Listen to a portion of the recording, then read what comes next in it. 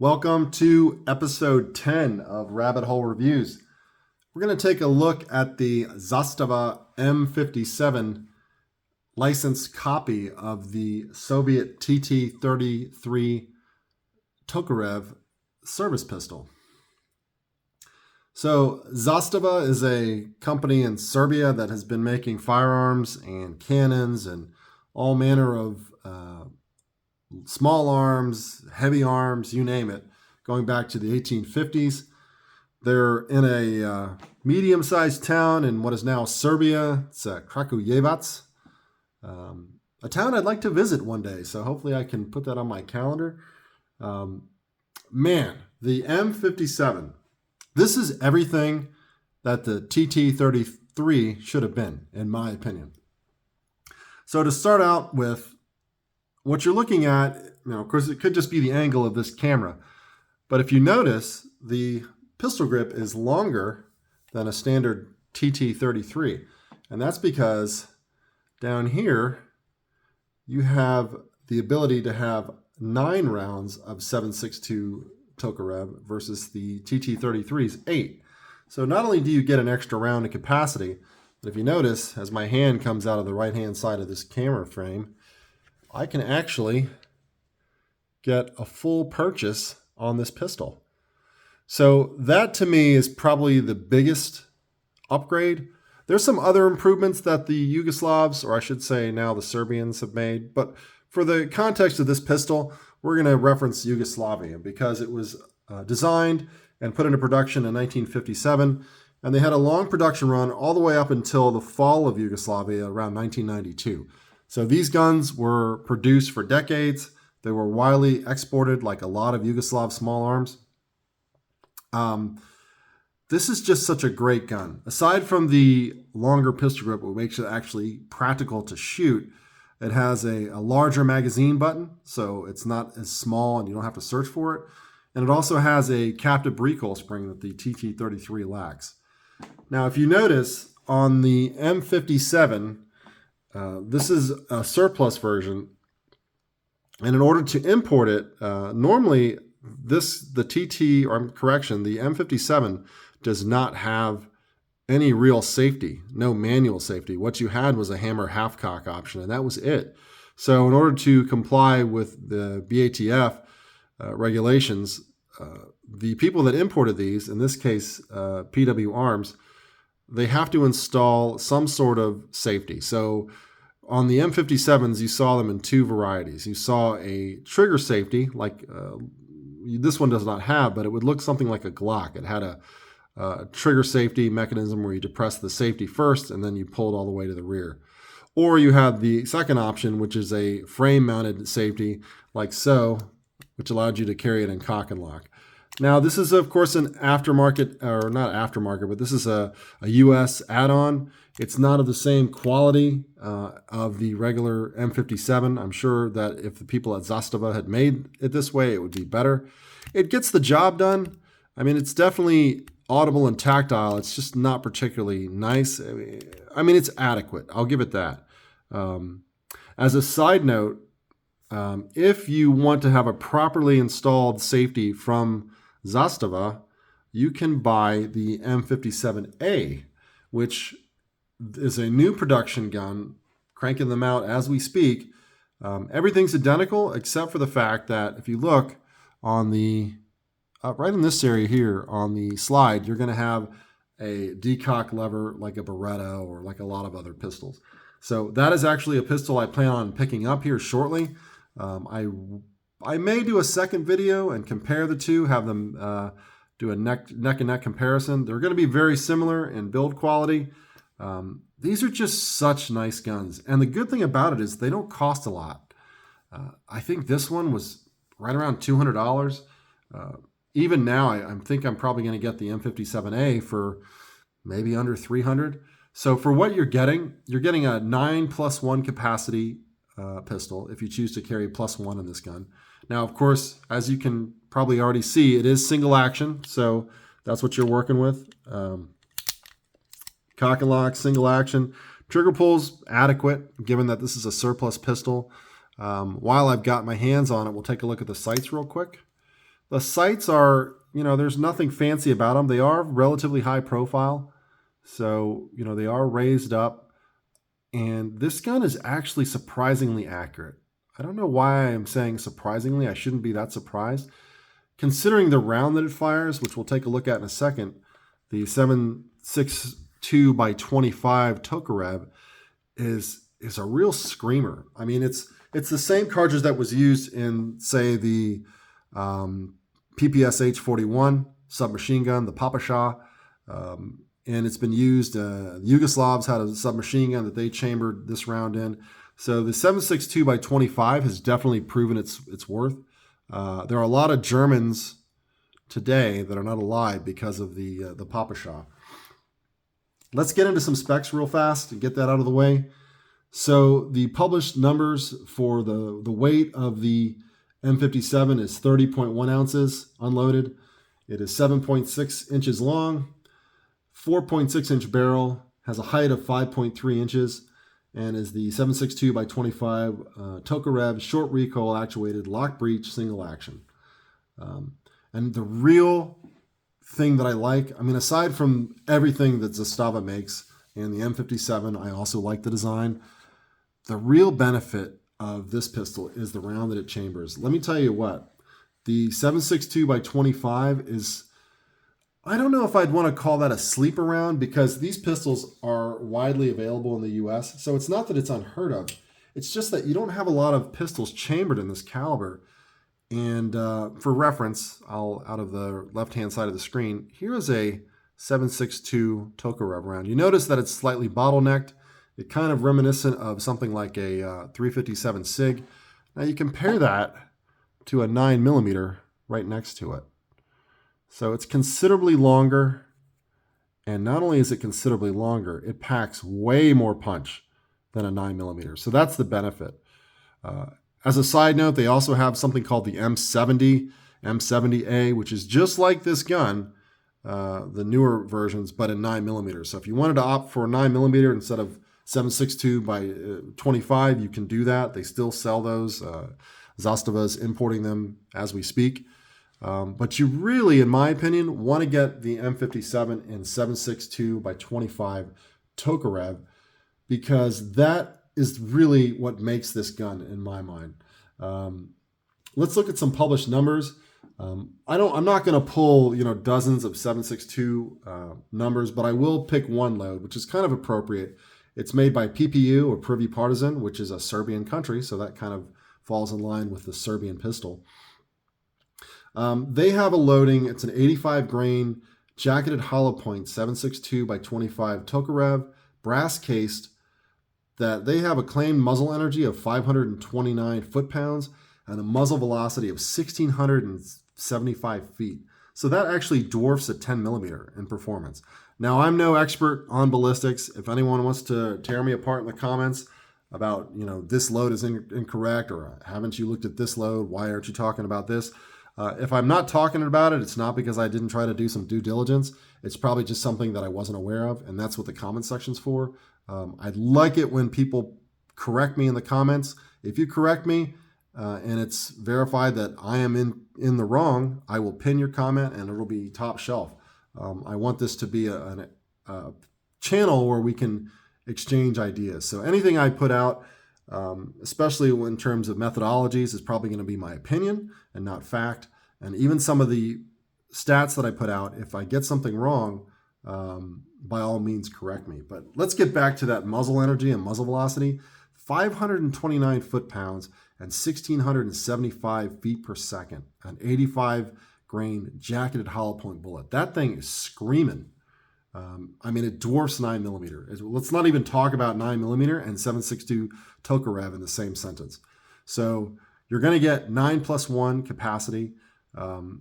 These things shoot like a laser beam. When I take this gun out, aside from the fireball that you get, which is always a nice touch, it's just, I don't know if it's the muzzle velocity, but there's like no drop at all. Of course, I haven't really shot out past 50 yards, but these sights, they're not adjustable at all in any way, which is, it's good that the round shoots exactly where I aim it, because I wouldn't be able to really do much about the sights. They are on from the factory, So no complaints there. Down the line, I do plan, of course, like I said, to get an M57A, which is a 2022 production. They're making them right now in Krakowévac in the factory. I want to pick up one of those because if I like a gun enough, I usually get 2 copies of it. And I plan on getting a Romanian TT-33. That'll probably be reviewed at some point. But so who used these guns? Well, a lot of people. So even if we don't even talk about the TT, which was used in Vietnam, Korea, World War II, all the modern wars, Soviet-Afghan War, the Chinese-Vietnamese War, the Cambodian-Vietnamese War, they're all over Southeast Asia. They're all over Africa because Zastava has been exporting these for decades. And then, of course, TT-33s, which we'll lump into the same family because it's roughly the same gun, same design for the most part. This is just a slight adaptation of a TT-33. So it's just going back. And, of course, it's been licensed produced. So you have, the Cougar factory, FB Radom produced it. Arsenal in Bulgaria, of course, Zastava in Serbia. FEG out of Hungary made these TT-33s, but not to really go off into the weeds about the TT-33 because after all this is an M57 video, but really so much of the history can be linked to the TT-33 in terms of its proliferation and everything else. So the main things you're looking at here are an extended grip, which was a must. I'm not sure why they didn't design the TT-33 back in 1933 to have one extra round and hence a better purchase on the grip. Especially for, adult males, you really need that extra little bit of grip. Now the recoil is actually not bad at all. It's not a particularly stout recoiling cartridge, which is nice, but man, I've got to go back to those muzzle velocities and that energy. You get the TT-33 or you get the M57 or any of the copies, whether they made in China or wherever, you really want to get that pistol chambered in the 7.62 by 25. I really can't stress that enough. Of course, that's just my opinion, but that's what really makes the case for this gun. You just get that extra punch that is just so lacking. Now I have 10 millimeters. I have 357 Magnums. I have other pistol caliber cartridges that are powerful, but they don't come in a package that costs under $200. That's the thing. These are just not expensive. Even new, they're not particularly expensive guns. And for what you're getting, and there's a reason why I think Zastava still makes them to this day. They see a good design when they see it. And of course, it's all over the world. So they're exporting it not just to the US. Anyway, let's get into some of the, we've covered the specs, but let's put it on the scale. We're going to weigh it and see if that weight is accurate. We'll weigh it empty first, and then we'll load it with 9 rounds of 85 grain cellular and bellow full metal jacket, 7.62 by 25. And then we're going to test the single action pulls because really single action is all we've got. So without further ado, let's load it up. See what my scale says today. I feel like I need to charge the scale like every 4 or 5 days. It's not like it's getting used all day long. I'm not sure why. Anyway. All right, so 32.2 ounces. So the numbers bear out. Let's try it now. And the magazines, they don't fly out of the gun, but you don't have to pull them out. And of course, it's not a heel magazine release. It is a push button. And notice, before we get into it, look at that raised magazine button.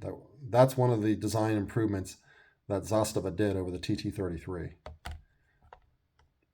All right, let's go ahead and load it up with 9 rounds of 7.62 Tokarev. You notice some of the magazines will come with a lanyard loop, so you don't lose your magazine. I guess you could tie that to your belt. Some of them don't, so just be aware of that. Let's see what the loaded weight. So loaded with 9 rounds is 35.65 ounces. And just to be thorough, we'll see what it weighs with an extra round. So if you wanted to do 9 plus 1, which is the maximum you could carry in this gun, you're looking at roughly a little over 36 ounces. So not bad. This is an all steel gun. It's all machine steel. You'll notice not only does it have a lanyard loop on the magazine, but you also have a lanyard loop on the frame. So there's 2 points where you could lanyard this to yourself. Let's check trigger pulls. We'll go ahead and show clear. It does have a magazine hold open. So on the last shot, as we fire, you'll notice fire and we'll stay open. You see the guide rod. Everything about this is so well made. I'm just surprised that you can get a gun of this quality for so cheap. And I get it because they made gazillions of these, right? But it's just such a nice thing. Zastava's never really cheapened out on their guns. I've noticed that. Even their mass-produced stuff, stuff like M48 Mausers, even when they economize something like an M48 and they just went to the M78a, which has a few extra stamped parts, that's really the only sacrifice they made for mass production. They really didn't skimp. And so let's take a look at the single action pulls and see what we're working with. I think they're going to be pretty light.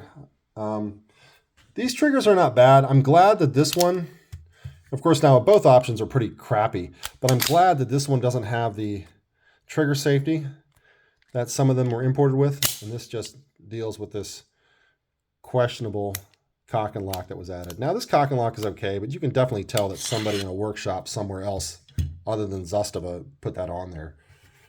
Or I could be wrong. Maybe someone in the factory made that modification. I don't know. It doesn't seem like it. It seems like it's an aftermarket add-on. So no magazine disconnect on this. 8.2 pounds.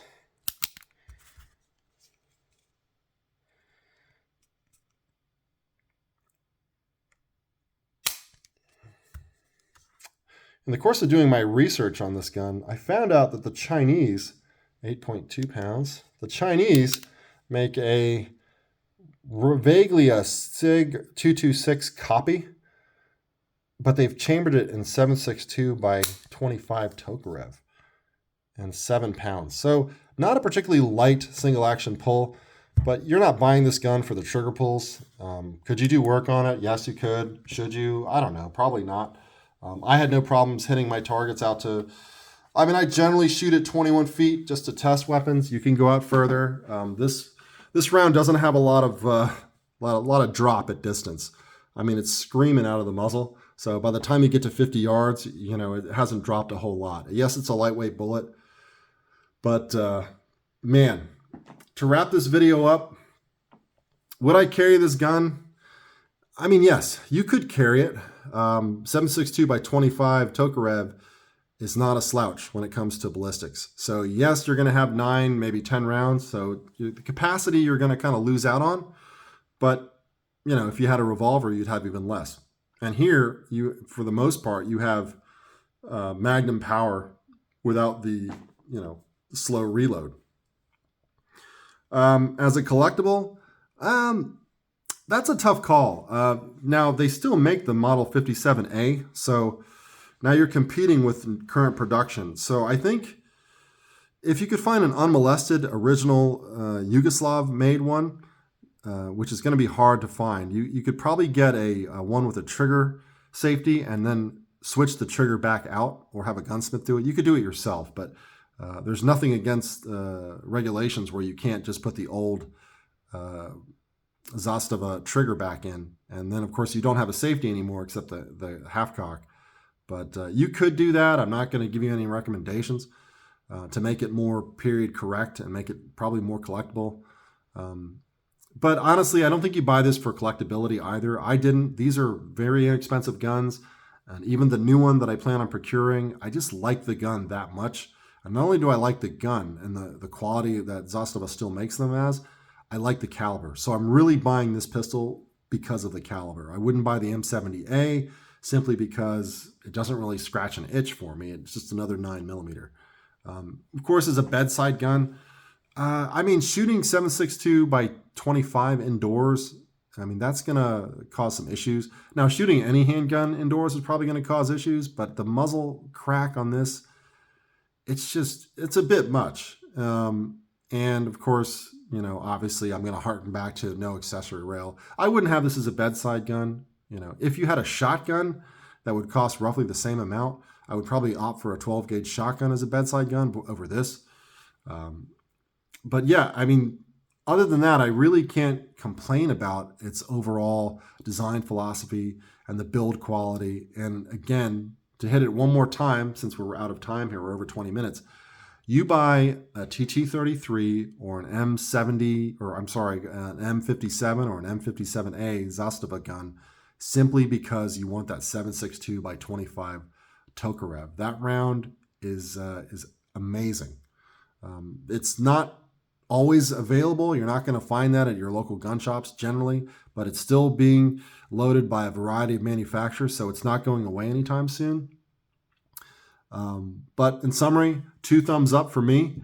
This has been my review of the Zastava M57 Tokarev in 7.62 by 25.